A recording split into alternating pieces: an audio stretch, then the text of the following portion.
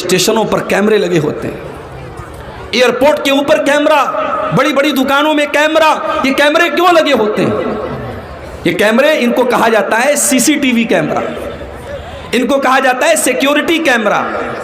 کیمرے کا مقصد یہ ہوتا ہے کیمرہ سب ریکارڈ کر رہا ہے۔ اگر چور آیا اور چوری کر کے بھاگنے لگا تو کیمرہ اس کو ریکارڈ کر لے گا کہ کس نے چوری کی تھی۔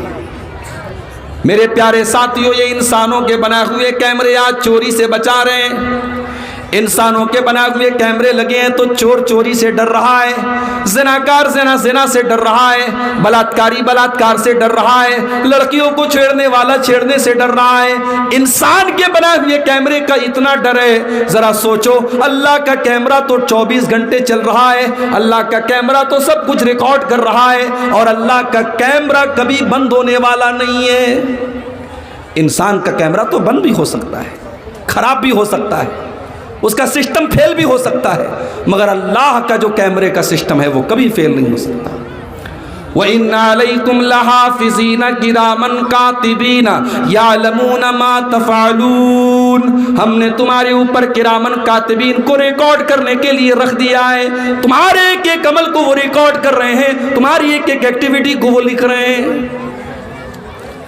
عمل تو چھوڑ دو، میری ماں بہنوں، تم جلسے میں آئی ہو، تقریر ہو رہی ہے، تم پنڈال کے نیچے بیٹھ کر کے اپنی دیورانی جیٹھانی کی غیبت کر رہی ہو، ساس بہو کی غیبت کر رہی ہے، بہو ساس کی غیبت کر رہی ہے، نند بھابھی کی شکایت کر رہی ہے۔ تم نے زبان سے جو غیبتیں کی ہوں گی، تم نے جو چغلیاں کی ہوں گی، تم نے جو گالی بکی ہوگی، تم نے جو گندی باتیں نکالی ہوگی، اللہ کے یہاں وہ بھی ریکارڈ کی جا رہی ہے۔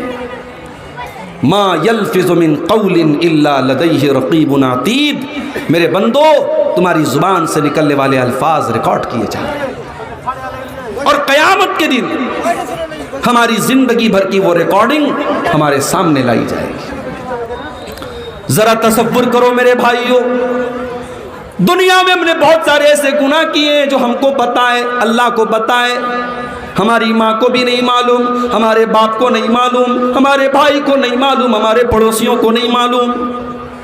کتنے ایسے لوگ ہیں کہ اگر ان کے گناہوں کے بارے میں لوگوں کو پتہ چل جائے تو لوگ ان کی عزت کرنا بند کر دیں۔ ان کی عزت پر اللہ نے پردہ ڈال کے رکھا ہے، ان کے گناہوں کو اللہ نے چھپا کر کے رکھا ہے، مگر قیامت کے دن ہمارے چھپے ہوئے گناہ بھی سامنے آ جائیں گے۔ اللہ فرماتا ہے قرآن کے 15ویں پارے میں سورہ کہف کے اندر، وَوُضِعَ الْكِتَابُ فَتَرَى الْمُجْرِمِينَ مُشْفِقِينَ مِمَّا فِيهِ وَيَقُولُونَ يَا وَيْلَتَنَا مَا لِهَذَا الْكِتَابِ۔ قیامت کے دن تمہارے نام اعمال رکھے جائیں گے، تمہاری زندگی بھر کا کچا چٹھا رکھا جائے گا، تو جو مجرم لوگ ہوں گے، جو بدکار لوگ ہوں گے، جو گنہگار لوگ ہوں گے، جو حرام کام کرنے والے لوگ ہوں گے، جو ناجائز کام کرنے والے لوگ ہوں گے، وہ ڈرے ہوئے ہوں گے، ڈرے ہوں گے، سہمے ہوں گے، اور کہیں گے یا ویلتنا ما لہذا الکتاب، ہائے ہماری بربادی، یہ کیسی کتاب ہے، اس کتاب نے تو کچھ نہیں چھوڑا، اس میں تو سب کچھ لکھا ہوا ہے۔ میرے بھائیوں، جب تک اس دن کا ڈر ہمارے دل میں پیدا نہیں ہو سکتا، تب تک یقین رکھیے سماج سے برائیاں نہیں ختم ہو سکتی، کرپشن نہیں ختم ہو سکتا، چوری نہیں ختم ہو سکتی۔ آج مسلمان نماز نہیں پڑھتا ہے، کیوں بھائی؟ کیوں نماز نہیں پڑھتا ہے؟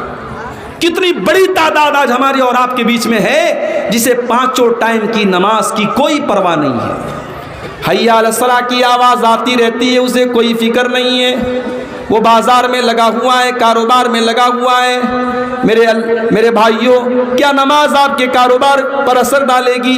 کیا نماز آپ کی دکان پر اثر ڈالے گی؟ نہیں نہیں، آپ نماز بھی پڑھیے، کاروبار بھی کیجئے، آپ نماز بھی پڑھیے، دکان بھی سنبھالیے، اللہ کا وعدہ ہے اللہ آپ کے مال میں اور برکت دے گا۔ رجال لا تلہیہم تجارت ولا بیع عن ذکر اللہ، اللہ کے نیک بندے وہ ہوتے ہیں جب نماز کا ٹائم آتا ہے وہ سارا کاروبار بند کر دیتے ہیں۔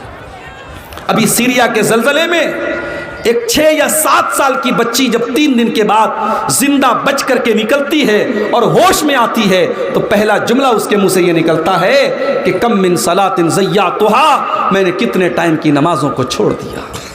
میرے بھائیوں، اگر آپ نماز چھوڑ رہے ہیں اس کا مطلب کہ آپ کو احساس نہیں ہے کہ آپ کتنی قیمتی چیز چھوڑ رہے ہیں۔ کتنے ہمارے بھائی ہیں جو نشے کے عادی ہیں، نشہ کر رہے ہیں، اور ان سے جب کہو کہ اس نشے کو چھوڑ دو، کہتے ہیں مولوی صاحب لت لگ گئی، شیخ صاحب عادت لگ گئی۔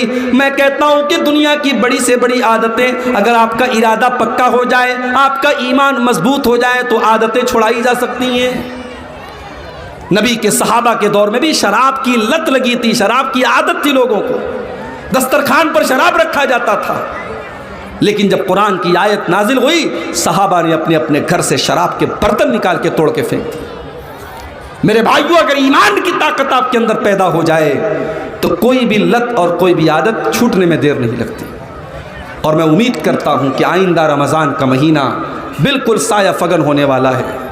اب 10-12 دن کا ٹائم ہے، رمضان کا مہینہ شروع ہو رہا ہے۔ آئیے اس آنے والے رمضان کو اپنی زندگی میں ایک بہتر چینجنگ کا ہم مہینہ بنا لیں۔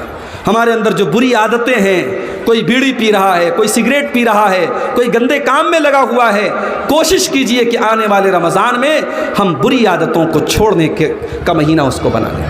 رمضان ہمارے اندر بہت ساری چینجنگ لاتا ہے، اپنے اندر ایک اچھی چینجنگ، ایک اچھا پریورتن، ایک اچھی تبدیلی کا مہینہ رمضان کو بنائیے۔ بڑے مختصر سے وقت میں چند باتیں میں نے رکھی ہیں۔ اللہ سے دعا ہے رب العالمین ہم سب کو نیک عمل اور اچھی سمجھ کی توفیق عطا فرمائے۔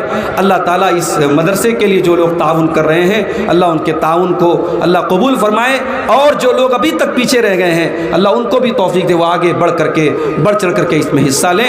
اللہ تعالیٰ ہم سب کو کہنے سننے سے زیادہ عمل کی توفیق عطا فرمائے، جب تک دنیا میں زندہ رکھے اسلام پر زندہ رکھے، اور خاتمہ ہمارا ایمان پر ہو، آمین۔